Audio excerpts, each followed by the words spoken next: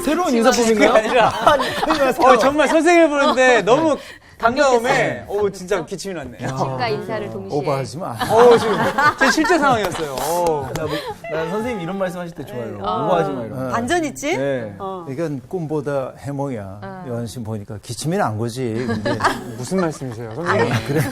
제 깊은 마음을 알아주십시오. 어쨌든 고맙습니다. 네. 고맙습니다. 여러분 사는 게 행복해요? 저는 행복해요. 행복해요. 와우. 행복해. 이런 대답 듣기가 쉽지가 않아요. 쉽지가 요즘. 않죠. 왜냐면 어떻게 보면은 진짜 하고자 하는 일을 하고 있고 그러면서도 감사하게 생계가 유지가 되고 또 그러면서 또 여러 사람들을 기쁘게 할 수 있는 네, 그런 생활을 하고 있어서 네. 행복합니다. 인정합니다. 진짜. 네. 감사합니다. 세상 잘 사는 건 그런 거라고 그래요. 자기가 하고 싶은 일을 하며 살 수 있으면 행복한 거래요. 네. 맞죠? 네. 하고 싶은 일. 글쎄, 난 뭘 하고 싶은가 잘 모르겠는데. 그거예요, 그거. 그거? 아니, 네, 선생님은 그거예요, 또 선생님. 글 이렇게 네. 쓰셔가지고 또 네. 글 쓰는 거 좋아하시잖아요. 그런데, 하고 싶은 일만 하고 살 수는 없어요. 그렇죠. 그렇죠. 그 다음에 인생의 비결은 해야 하는 일을 좋아하는 거야.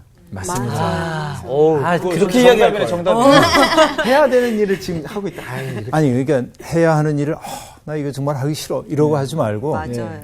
해야 하는 일을 덥석 자기를 집어넣고, 아주 오래전에 20대 초반인데, 그 깍두기 형님을 한 분 알았어요.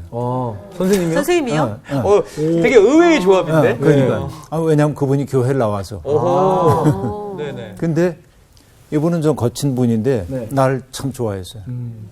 가끔 우리 집에 오는데, 가끔 하수구 같은 게 막히기도 하고 그러잖아요. 네. 그럼 나는 그걸 하려면은 고무장갑 찾아 끼고, 그러고 냄새 나고 그러니까 이렇게 하는데, 네. 비켜봐라. 그리고 그 형님은 장갑도 안 끼고 덥석 맨손으로. 맨손으로 해결을 상남자. 해내는 거야. 상남자. 상남자 스타일. 그래서 그때 내가 배운 게 있어요. 그분한테. 어떤 일을 할 때 깨작깨작 하지 말자. 네. 정말 내가 할 수밖에 없는 일이라고 한다면은 마음을 다해서 기쁘게 하자. 그게 남들 보기에도 좋아. 맞아요. 그렇죠. 근데 자기가 하는 일을 좋아할 수도 없으면 그 다음에 뭐예요? 견뎌야지. 맞아요. 그죠? 네. 어떻게 견뎌야 합니까? 그 일로 내 인생에 복무하라고 그분이 시켰다고 생각하고 군대 복무하는 것처럼 견디는 거죠. 네. 그러니까 요즘은 그런 일이 없지만은 이제 딸이 고등학교 때 밤늦게 학교에서 돌아오는데 네.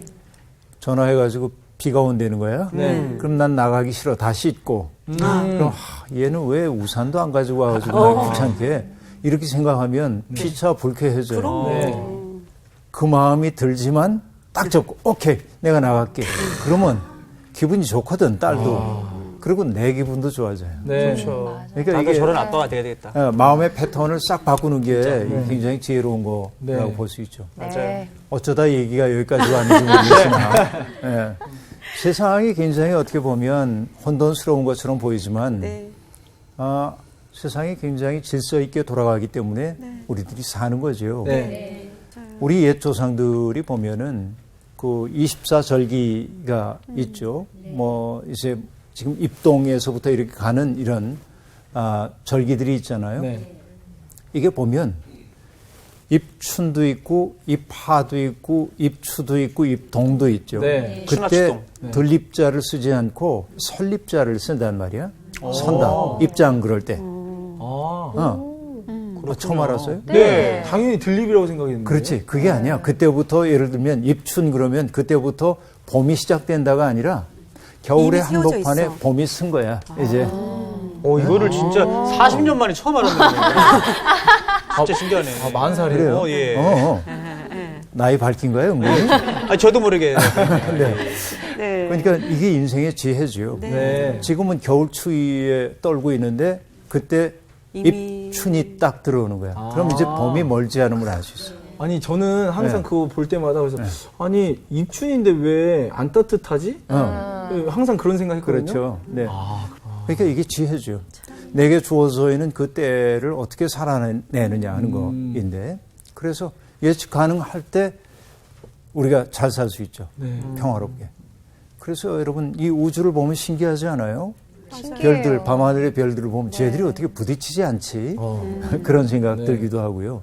그래서 이 우주는 질서 있다는 뜻으로 코스모스라고 얘기하잖아요. 코스모스야, 질서야. 근데 사람의 몸도 코스모스예요. 뭐라고 얘기하냐면 마이크로 코스모스 그래. 아주 작은 우주예요. 이 인간의 몸이라는 거. 그렇잖아요. 하는 일들이 다 달라. 그렇죠? 하는 일들이. 근데 내가 의식하지 않는 순간에도 이 몸속에 있는 장기들이 다 저마다의 역할을 감당하는 거이죠. 이런 걸 생각해 보면 하나님이 하신 일이 정말 놀랍구나. 하나님의 지혜라고 하는 게 말할 수가 없구나.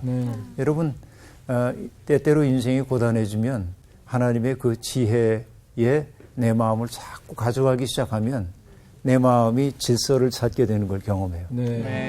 오늘 그런 시편 하나 읽을게요. 벌써부터 기대가 되네요. 네. 시편 145편입니다. 오늘 수업 시편 94강 대대에 이르는 주의 통치. 정규 씨부터 끊어서 낭독할게요. 왕이신 나의 하나님이여, 내가 주를 높이고 영원히 주의 이름을 송축하리이다. 내가 날마다 주를 송축하며 영원히 주의 이름을 송축하리이다. 여호와는 위대하시니 크게 찬양할 것이라. 그의 위대하심을 측량하지 못하리로다. 대대로 주께서 행하시는 일을 크게 찬양하며 주의 능한 일을 선포하리로다. 주의 존귀하고 영광스러운 위엄과 주의 기이한 일들을 나는 작은 소리로 읊조리리이다. 사람들은 주의 두려운 일의 권능을 말할 것이요 나도 주의 위대하심을 선포하리이다. 그들이 주의 크신 은혜를 기념하여 말하며 주의 의를 노래하리이다. 여호와는 은혜로우시며 국률이 많으시며 노하기를 더디하시며 인자하심이 크시도다. 여호와께서는 모든 것을 선대하시며 그 지으신 모든 것에 국률을 베푸시는도다. 여호와여, 주께서 지으신 모든 것들이 주께 감사하며 주의 성도들이 주를 송축하리이다. 그들이 주의 나라와 나라의 영광을 말하며 주의 업적을 일러서 주의 업적과 주의 나라의 위엄 있는 영광을 인생들에게 알게 하리이다. 주의 나라는 영원한 나라이니 주의 통치는 대대에 이르리이다. 여호와께서는 모든 넘어지는 자들을 붙드시며 비굴한 자들을 일으키시는도다. 모든 사람의 눈이 주를 앙망하오니 주는 때를 따라 그들에게 먹을 것을 주시며 손을 펴사 모든 생물의 소원을 만족하게 하시나이다. 여호와께서는 그 모든 행위에 의로우시며 그 모든 일에 은혜로우시도다. 여호와께서는 자기에게 간구하는 모든 자, 곧 진실하게 간구하는 모든 자에게 가까이 하시는도다. 그는 자기를 경외하는 자들의 소원을 이루시며 또 그들의 부르짖음을 들으사 구원하시리로다. 여호와께서 자기를 사랑하는 자들은 다 보호하시고 악인들은 다 멸하시리로다. 내 입이 여호와의 영예를 말하며 모든 육체가 그의 거룩하신 이름을 영원히 송축할지로다. 아멘. 오늘 여러분 이 시를 보면 시의 표제, 내가 늘 얘기하는 시의 표제를 보세요. 뭐라고 되어 있죠? 다윗의 찬송시 그렇게 되어 있죠. 평범하죠. 평범하죠. 그러나 평범하지 않습니다. 왜냐하면 이전의 시들을 보면 다윗의 시 그렇게 되어 있죠. 근데 여기 찬송시. 이것은 시편에서 유일합니다. 이런 말로 되어 있는 시는 유일하거든요. 그래서 그 찬송시를 테힐라라고 말하는데 이것은 시편에 유일하게 나오는 찬송시라고 얘기해요. 그러니까 이 시의 성격이 찬송임을 보여주고 있어요. 노래 부르는 것이죠. 그런데 여러분 흥미로운 것은 탈무드에 이런 말이 나온다네요. 뭐라고 하냐면 이 다윗의 테힐라를 하루에 3번 부르는 자는 모두 다 장차 다가오는 나라의 백성임을 확신해도 좋다. 탈무드에 그런 말이 써 있어요. 그런 말이 있대요. 오. 그러니까 여러분 그 나라의 백성이 되고 싶으면 네. 하루에 3번씩 이 찬송시를 낭독하면 좋을 것 같아요. 네. 생각해 보니까 그 말 맞는 것 같아요. 이 시편을 낭송해서 내 마음속에 질서가 생겨나면 내가 하나님 나라 백성 되는 거지. 그렇게 생각이 제겐 들었어요. 네. 어쨌든 이 시인은 세상을 창조하신 하나님에 대한 그 백성들의 감동의 노래가 담겨 있는 것을 우리들이 알 수 있습니다. 근데 이 시는 어떤 플롯이 없어요. 플롯이. 네. 그렇죠? 플롯이라는 게 뭐죠? 어떤 이야기의 전개 과정, 네. 엮어나가는 게 플롯이죠. 네. 이 플롯이 있으면은 네. 이야기의 서사 구조가 있기 때문에 재밌죠. 기억하기도 좋고. 네. 그렇죠. 그렇죠. 사람들은 본능적으로 이야기를 좋아하거든요. 네. 그래서 성경에서 사람들이 잘 아는 것을 보면 어떤 이론이나 뭐 교리에 대한 부분보다 이야기를 잘 알아요. 아브라함 이야기, 그렇죠. 다윗 다윗과 이야기, 골리앗. 모세 이야기. 네. 그렇죠. 그 맞아요. 이야기든 플롯이 있기 때문에 네. 기억하기도 맞아요. 좋거든요. 네. 근데 이 시에는 아무 플롯이 없습니다. 그렇죠. 그러니까 기억하기가 쉽지가 않아. 네. 근데 기억시켜야 돼. 그럼 어떻게 해야 될까요? 방법이 있어야 되죠. 자주 반복해서 그래서 네. 그래서 노래로 불렀군요. 그렇지. 노래로 부르고 또 반복하고 어떤 형태가 반복되도록 만들어주는 거죠. 네. 마치 노래에서 후렴이 있는 거죠. 네. 네. 그런데 이 시에는 기가 막힌 장치가 하나 있습니다. 자, 뭔 장치죠?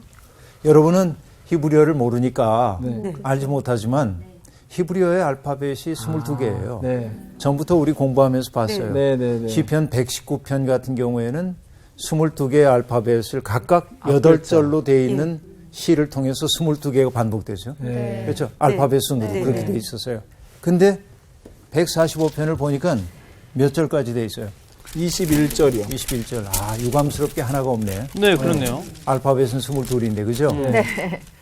근데 이 시는요, 히브리어의 알파벳 순으로 되어 있습니다. 첫 단어가 알레프로부터 시작되는 히브리어 알파벳으로 되어 있어요.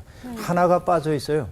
논이라고 하는 알파벳이 빠져 있습니다. 네. 그래서 다른 번역본 성경에서는 논으로 시작되는 성경 구절을 적어놓은 성경이 있습니다. 어허. 그 대목은 어떻게 돼 있냐면 이렇게 이제 돼 있습니다. 13절 후반에 13절 뒤편에다 이렇게 써놓았어요. 네. 주님께서는 그 모든 말씀에 참되시고 당신의 모든 피조물에게 성실하시도다. 이런 말을 써놓습니다. 이게 히브리 알파벳 눈으로 시작되는 구절이에요. 그래서 우리로 얘기하면 기억부터 히읗까지 첫 구절은 기억으로 시작하고 그 다음에 니은으로 시작하고 이렇게 되어 있는 시입니다. 기억하기가 좋겠죠. 네. 네. 이런 걸 이제 뭐 아크로스틱이라고 얘기를 하는데 전문적인 용어이죠. 네. 아크로스틱한 구성으로 되어 있다고 얘기를 하는데요. 이제 그런 거예요. 근데 자 히브리 알파벳에 처음부터 끝까지 쭉 되어 있어요. 절로 그렇게 되어 있습니다. 이것은요. 그 이 시 전체에서는 창조주 하나님이 만드신 세계가 얼마나 질서 있는지에 대한 이야기를 하고 네. 하나님의 성품에 대한 찬미가 나오고 그러거든요. 그리고 세상을 아름답고 질서 있게 창조하신 하나님을 찬미하는데 여러분 알파벳처럼 일목요연하게 감으로써 하나님의 창조 세계에는 무질서가 없다. 이런 것들을 보여주기 위한 의도가 있어요. 그렇죠? 이렇게 보시면 되겠습니다. 네. 근데 여러분 우선 좀 보면요.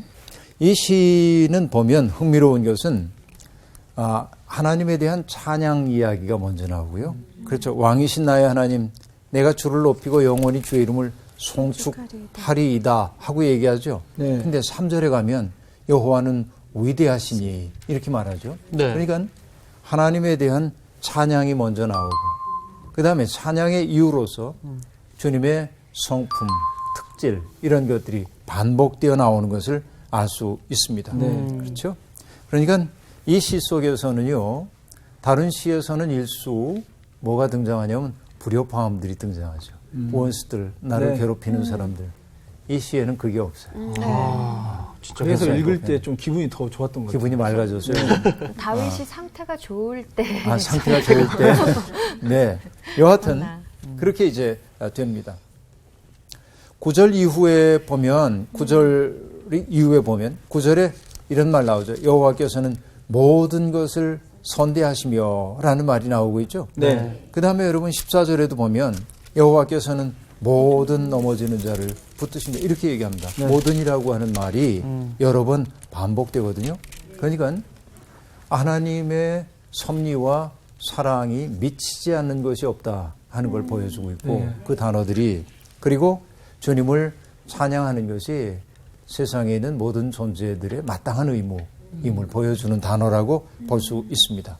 자, 그러면 시가 전체적인 어떤 얼개로 되어 있는지 이제 이해를 하셨죠? 네. 그럼 본문으로 한번 가볼까요? 네. 자, 일종의 이 시는 하나만 더 언급하고 넘어간다면 시의 첫 구절은 왕이신 나의 하나님이여 내가 주를 높이고 영원히 주의 이름을 송축하리이다 이렇게 시작됐죠. 네. 마지막 절은 어떻게 끝나요?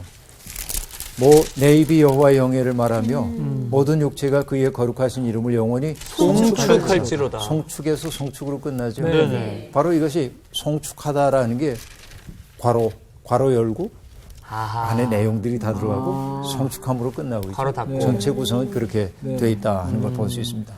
자, 여러분 하나님을 찬양하는 노래인데 찬양은 1인칭으로 시작됩니다. 그렇죠?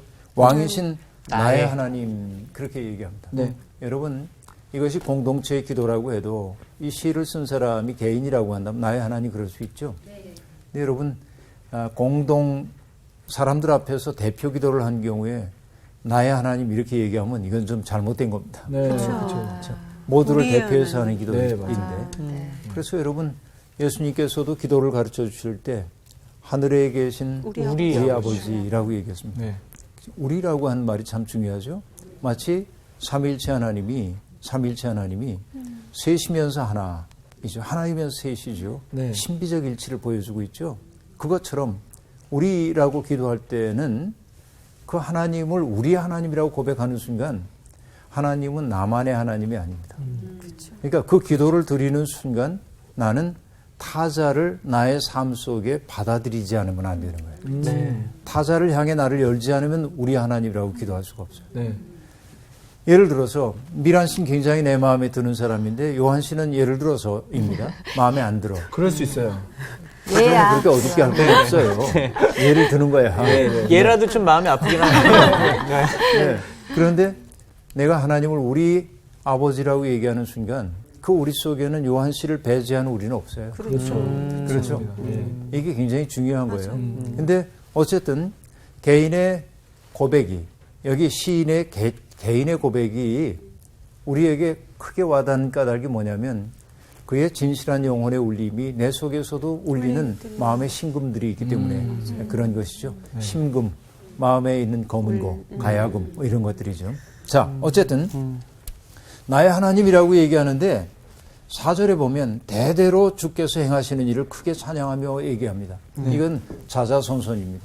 네. 나의 노래가 확장되고 또 확장되어서 공동체의 노래가 되기를 시인이 소망하고 있음을 보여주고 있죠. 네. 그래요.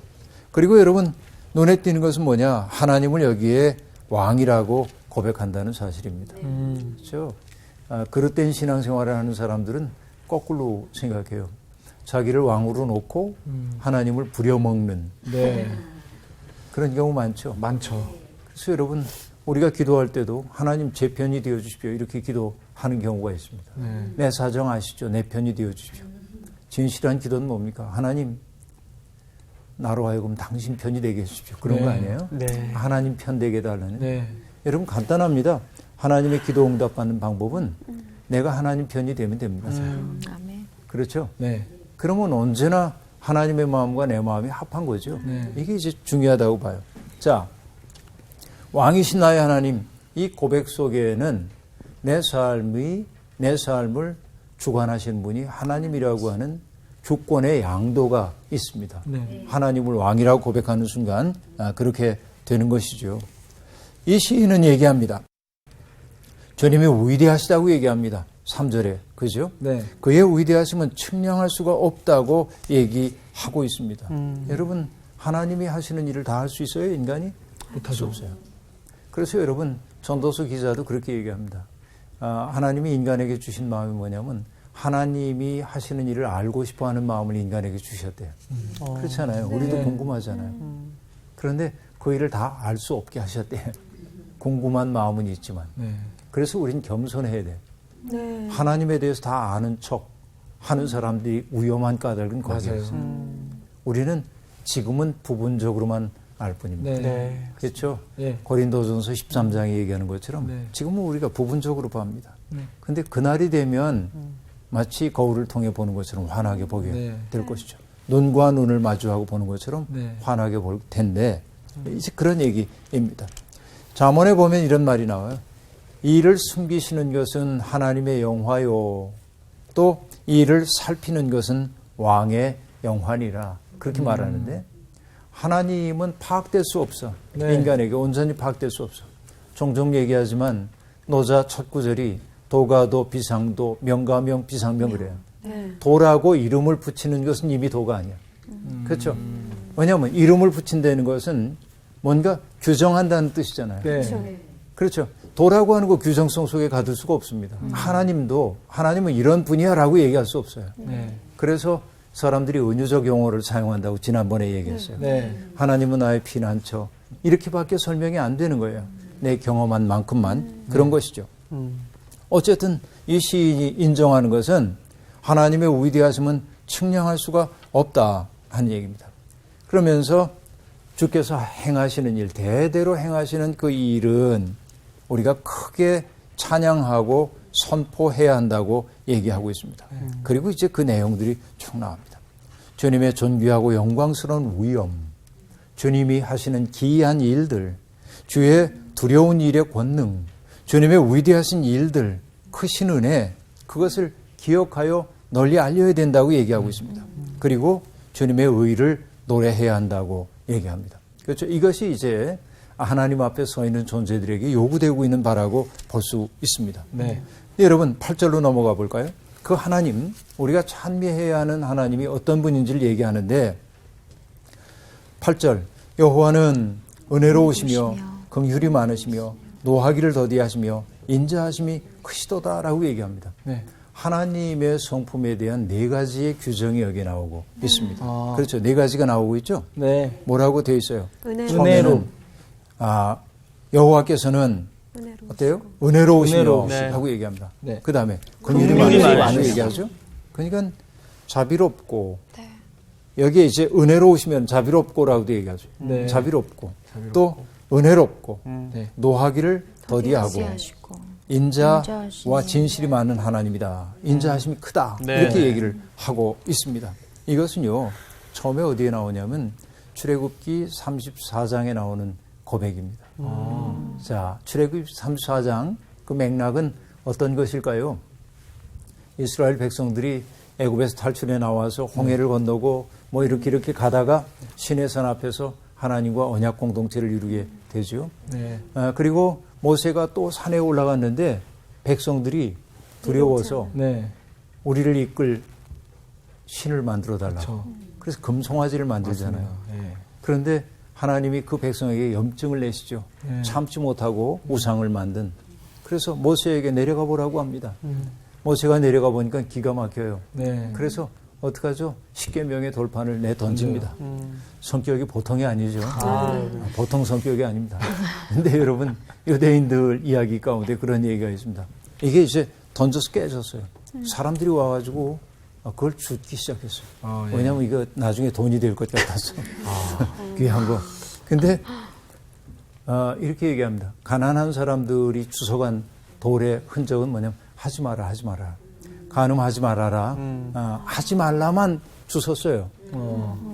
근데 힘 있는 사람들이 주로 그 주워간 건 뭐냐면 살인, 간음, 도둑질 이런 것만 주워갔대요. 뼈가 있네요. 웃자고 하는 얘기지만 굉장히 이렇게 뼈가 있는 얘기죠. 이 유대인들은 그런 이야기를 들려줍니다. 이게 유대인들이 하고 있는 이야기들이죠. 풍자 속에. 네, 풍자적인 거죠. 여러분 이게 진지하게 받아들여가지고 그러므로 이렇게 얘기하면 안 돼요. 그냥 웃음은 웃음으로 그저 이제 가야 하는 것이죠. 그런데 어쨌든 모세가 내려와가지고 이제 화가 납니다. 그래서 이제 다 없애죠. 우상을 없앱니다. 근데 하나님이 진노를 풀지 않으시는 거예요. 네네. 그렇죠? 나 얘들하고 같이 안 갈 거야. 그러면 모세에게 하는 얘기가 근데 나는 너만큼은 큰 나라를 이루게 해줄게. 그럽니다. 그러자 모세가 아닙니다. 이 사람들과 함께 가시지 않겠다고 한다면 나를 당신의 생명책에서 지워주십시오. 난 안 갑니다. 계속 이래요. 네.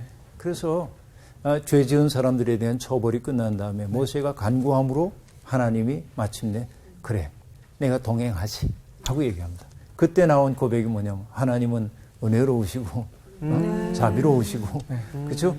노하기를 더디하시고 이 얘기예요. 지금 그런 얘기입니다. 인자와 진실이 많은 하나님입니다 하고 말합니다. 네. 그것은 출애굽기에 최초로 등장하지만 여러분 성경 속에서 시종일관 보여주고 있는 하나님의 성품이기도 하지요. 맞아요. 그렇죠. 그래서 하나님의 피조물에게 베풀어 주시는 하나님의 자유롭고 열정적이고 무한한 자기 정의요. 은혜라고 하는 건 뭐냐면 자기를 누군가에게 주는 것이죠. 하나님은 그런 분인 것이죠. 그 하나님을 오늘 시편에 이 언급을 하고 있는 거예요. 이제 9절에서 8절에서 우리가 그런 내용들을 보게 됐죠. 자, 결국은 하나님을 모든 것이 하나님이 선대해 주심을 통하여 이 땅에 있다. 여러분, 우리의 있음, 내가 여기에 있다는 것, 네. 이것은 지금 우리는 당연하게 생각하죠. 나 여기 있는 것이죠. 그런데 시인은 뭐라고 얘기하냐면 나의 있음 그 자체가 하나님의 선대하심이래. 하나님의 은혜. 여러분 이걸 깨달으면 인생이 신비임을 알 수 있습니다. 근데 너무나 많은 사람들이 신비라고 하는 것을 또 기적이라고 하는 것을 네. 비일상적인 어떤 일이 일어나는 것을 맞아요. 기적이라고 네. 얘기를 해요. 네. 앞 못 보던 사람이 앞을 본다든지 네. 이런 거. 그것도 기적은 기적입니다. 네. 근데 그런 기적은 드물게 일어나죠. 네. 그러니까 인생을 기적에 나의 믿음이나 인생을 기적이나 이런 것이 신비한 일에 세우려고 하는 사람들은 언제나 일상적인 삶은 지옥과 같다. 맞아요. 그렇죠. 그렇죠? 네. 그런데 정말 신비가는 어떤 사람이냐면 여기 있습니다. 나에게 있는 이 순간이 네. 내가 이 세상에 있다는 사실이 신비임을 알아차리기 시작합니다. 예. 내가 물 한 잔 마실 수 있다든지 네. 음식을 씹어서 삼킬 수 있다는 게 은혜임을 맞아요. 우리는 알지 못하고 살죠. 저 요즘 그 생각을 되게 많이 해요. 내가 이렇게 씹을 수 있다는 게 너무 감사한 거예요. 음식 씹는 거지 누구 씹는 건 아니고. 상당히 중의적인 의미가 있네요. 네, 이게 굉장히 뼈가 있네요. 네. 생각해 보면 나는 정말로 사람들에게 들려주고 싶은 이야기는 내가 이 세상에 있다는 그 사실 자체가 신비임을 받아들이고 살면 신비인 내 삶을 어떻게 함부로 살겠어요. 네, 맞아요. 그렇죠. 나의 있음 자체가 하나님의 선대하심이라고 얘기한다면 나를 어떻게 함부로 굴리면서 살겠냐 그 얘기지.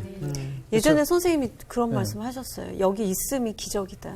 여기에 있는 게 네. 기적인 것이죠. 근데 그건 나만의 말이 아니라 네. 9절에 보니까 여호와께서는 모든 것을 선대하시며 그 지으신 모든 것이 긍휼을 베푸시는도다. 지금 여기에 있는 내게 하나님은 긍휼을 베풀고 계시다 말이지. 그러니까 그것 자체가 은혜야. 하나님한테 은혜를 주소서 날마다 그러지 말고 네. 이미 다 주셨어요. 이미 내가 이 세상에 있다는 거 살고 있는 거. 누군가 얼굴을 마주 대하며 대할 수 있다는 자체가 이미 은혜의 경험이죠. 그걸 알고 나면 여러분 그 특별한 맛에 우리가 빠지지 않는 거죠. 그렇죠. 정말 이 세상에 제일 좋은 맛은 덤덤한 맛이거든요. 물 마시는 거 여러분 어제도 마셨는데 뭐 또 마셔 안 그러잖아요. 덤덤하기 때문에 그래요. 네. 계속 콜라만 마시고 있을 수 없잖아요. 그렇죠. 그렇죠. 네. 그러니까 여러분 특별한 것만 구하면 이만 썩고 네, 맞습니다. 그런 거예요. 그래서 나의 담담한 삶 속에 드리워진 하나님의 은총을 발견해야 되는데 바로 이것이 사중으로 언급되고 있는 하나님의 성품과 관련된다. 네, 그런 얘기입니다. 아실 수 있죠? 네. 자, 어쨌든 피조 세계는 하나님의 신실하심으로 인하여 유지가 되는 겁니다. 하나님이 신실하게 유지하고 있다는 그 사실 때문에 내 삶이 든든해집니다. 나는 신실함이 없어요. 하나님에게. 변덕스러워요. 그렇죠? 네. 우리는 좀 그래요. 그런데 하나님은 변덕스럽지 않아요. 네. 여러분, 인간이 살기 위해서는 뭔가에 대한 신뢰가 없으면은 인간은 든든하게 못 삽니다. 네. 예를 들면 이런 거죠. 제 딸한테 들은 얘기인데요. 아이들이 애착 형성을 하잖아요. 애기들이. 애착 형성이 잘 안 된 아이는 늘 엄마한테만 매달려 있어요. 엄마 아닌 딴 사람하고는 같이 있을 수가 없어요. 그게 그런 것 때문에 그렇구나. 아빠한테도 싹 돌리고 이제 그런 네. 애들이 있습니다. 또 어떤 애들은 엄마가 있거나 말거나 뭐 아무 상관없어. 그런 애도 있대요, 더러. 근데 제일 좋은 거는 좋은 애착 관계는 이런 거래네요. 엄마가 있나? 쳐다보고 여기 있구나. 그럼 자유롭게 노는 거. 네. 이게 애착이 잘 형성된 거예요. 애착이라고 얘기했지만 에릭슨이라고 하는 심리학자는 그걸 뭐라고 얘기했냐면 근원적 신뢰 이렇게 합니다. 자, 인간은 그런 근원적 신뢰가 있어야 합니다. 아까 얘기한 대로 엄마와 아기 사이의 원초적 관계, 네. 그렇죠? 그 관계를 통해서 아이들은 근원적 신뢰를 배우는 거예요. 네. 내가 이렇게 행해도 엄마가 여기 있어. 이러면 난 안심하고 뭔가를 할 수 있죠. 그렇죠. 우리가 믿는 하나님이 근원적 신뢰의 토대가 됐을 때 내 삶은 든든해지죠. 네. 시인이 이제 그런 얘기를 하고 있는 것입니다. 자, 여호와께서는 모든 것을 선대하신다. 그 지으신 모든 것에 긍휼을 베푸신다 하는 얘기입니다. 자, 그리고 나서 10절부터 나오는 얘기는 주님의 나라와 영광과 권세에 대한 이야기를 하고 있는데요. 그러니까 그 하나님의 나라, 하나님의 영광, 하나님의 업적에 대한 반복적인 진술을 통해서 어떤 얘기를 해주냐면 세상을 이끌어가는 것이 사람처럼 보이지만 그러나 실제로 역사를 이끌어가는 분은 하나님이심을 얘기하고 있는 것입니다. 네. 하나님의 통치를 얘기하고 있어요. 네. 그러니까 우리가 때때로 인간이 빚어내는 혼돈 속에서 낙심될 때도 있지만 우리가 낙심하지 않는 까닭은 하나님의 신실하심을 믿기 때문에 그렇습니다. 여러분, 어떤 사람이 나쁜 사람인지 볼까요?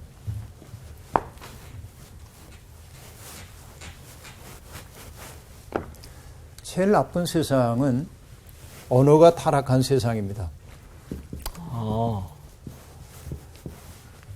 언어라고 하는 게 본디 나와 너 사이에 소통을 원활하기 위해 만들어진 것이죠. 그렇죠. 소통이 되어야 합니다.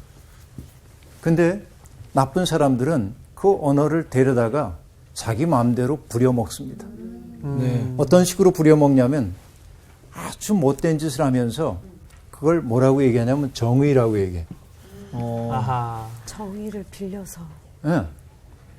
그런 거예요. 아주 못된 짓을 하면서 이렇게 얘기하는 거죠. 네. 자기 욕심을 차리면서 봉사라고 얘기해요.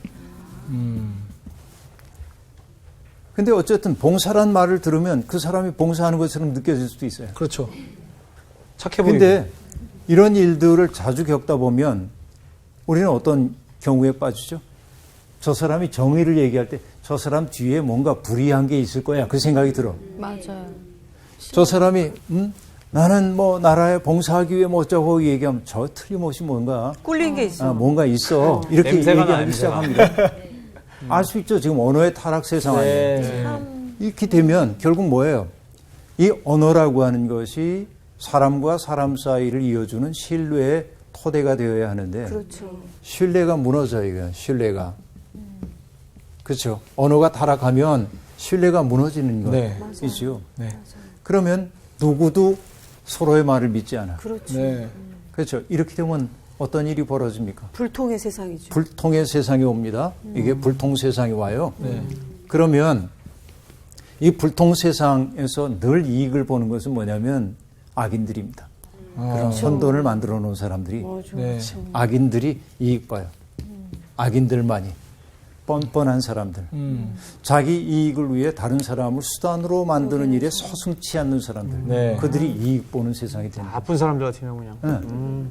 그래서 여러분 정말 우리가 해야 하는 것은 뭐냐면 언어의 순수함을 자꾸 찾아가야 돼요. 네. 거친 말, 거짓말 이런 말들 말고 진정한 언어를 찾아가기 시작해야 하는데 네. 여러분 바로 이런 이야기가 여기에 등장하고 있는 것이죠. 우리가 알아야 될 것은 뭐냐면 하나님께서 하나님의 이 세상을 통치하는 것이 인간 주권자들이 아니라 결국은 하나님이라고 하는 근원적 신뢰가 내게 있을 때 우리는 혼돈을 뚫고 갈 수 있는 내면의 힘이 내 속에 생기는 것을 경험한다 하는 얘기입니다. 네. 자, 이것이 여러분 13절까지 나오는 얘기였고요. 그 다음에 14절부터 보면 하나님에 대한 새로운 언급이 나오는데요. 이렇게 얘기합니다.